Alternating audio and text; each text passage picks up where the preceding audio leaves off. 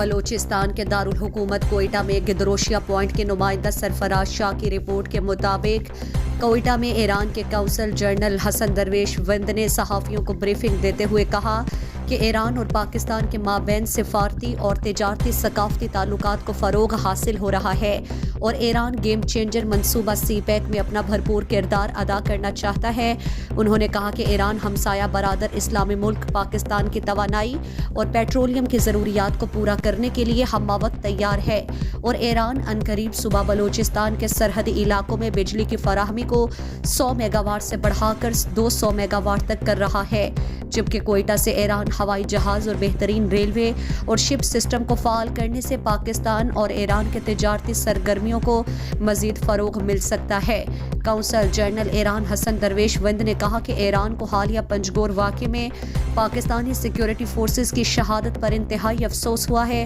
اور کچھ شرپسند عناصر دونوں برادر ممالک کے تعلقات کو پھلتا پھولتا نہیں دیکھنا چاہتے ہیں اور دونوں ممالک مل کر ان شرپسندوں کے خلاف کارروائی کر رہے ہیں۔